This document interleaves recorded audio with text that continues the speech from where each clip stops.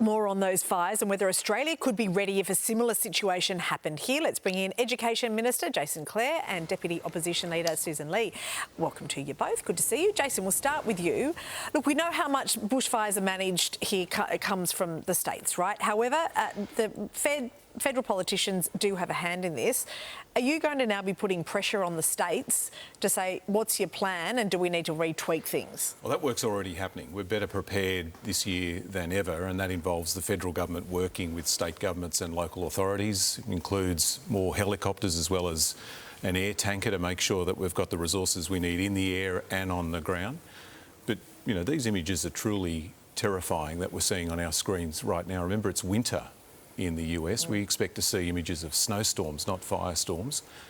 Aussies will be having flashbacks in their own minds about the fires 5 years ago and thinking, you know, could this happen here again? But this is also a reminder, if we need reminding, that fires don't just happen in the bush or in the regions, they happen in the suburbs and the cities as well. And so it's a reminder for all of us that we need to make sure we do everything we can to make our own as fire safe as we can, and that includes checking the local websites with fire authorities about what we can do to better prepare. Okay, so the federal government is talking to each of the states to make sure that you are comfortable with, particularly with the water bombing aircraft. But what we saw in LA yesterday, the winds were so ferocious, hurricane-force winds, 160 kilometres an hour. That's right. The aircraft couldn't get up. So it's not just about that. And when it is up, you think, how do they stay in the air? So when you say that we are better prepared than ever, what exactly does that mean? Well, it involves training, it involves equipment, it involves simulation and preparation as well. So you don't wait until fire season to be prepared for the fires. Right through the course of last year, there's been training and simulation and coordination done by federal authorities with state authorities to make sure that we do everything that we can. But this shows how fires do get out of control and how deadly and how devastating they can be. Sussan, if your government is elected, we know that the climate is getting hotter, and that has also been part of the contributing factors for what happened in Los Angeles. What is your sort of plan then, if you do get elected, to rework what is happening to account for a hotter planet?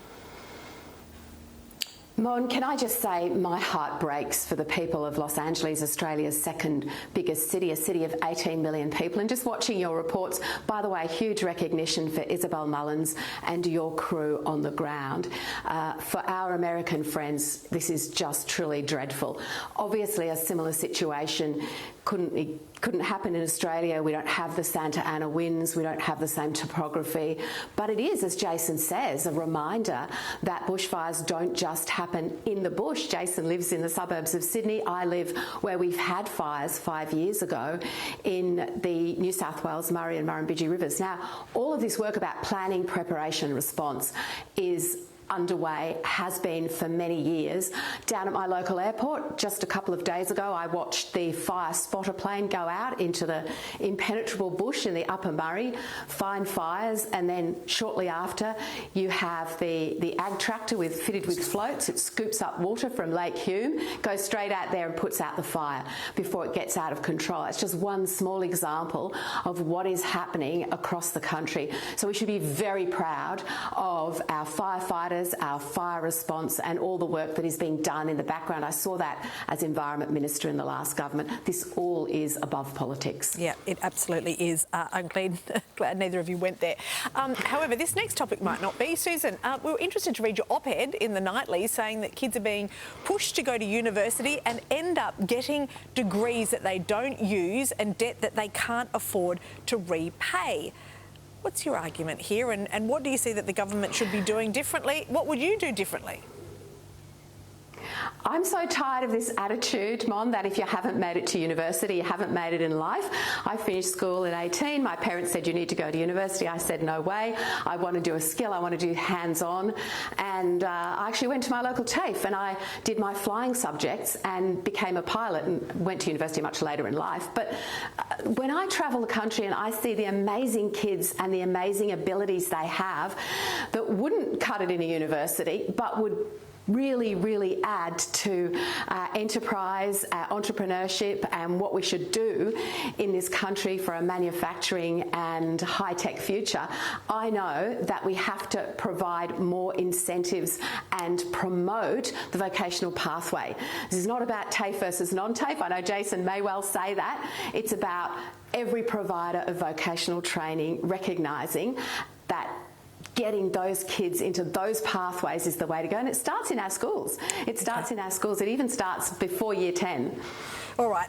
Well, something that Sussan has written in this op-ed, Jason, is that over your first year in office, your Education Minister, of course, so from June 2022 to June 2023, skill shortages increased by 12.5%. Is that true? The truth is we need both. We need more people to go to TAFE and more people to go to university. More and more jobs that are going to be created in the years ahead are going to require people to go to uni or to TAFE. And that'll include sometimes people doing a little bit of TAFE and a little bit of university. At the moment, we've got 6 universities that are also TAFE providers, and I think we'll see more of that. I'm trying to break down the barriers between TAFE and uni to make it easier for people to move between the two. The real thing that keeps me up at night is that we're now seeing a decline in the number of kids finishing high school, particularly in public schools. We're not going to get more people to go to TAFE and become apprentices and get the skills we need unless we do something about that. The former Liberal government ripped the guts out of funding for schools and for TAFE. What we're saying is we need to invest in our schools, we need free TAFE, and we want to cut the cost of university degrees by 20%. And they're all things the Liberal Party oppose. OK, all right, we're out of time. Good to see you both, Jason Clare and Sussan Lee. Great to start 2025 with a lovely segment with you both. Thank you.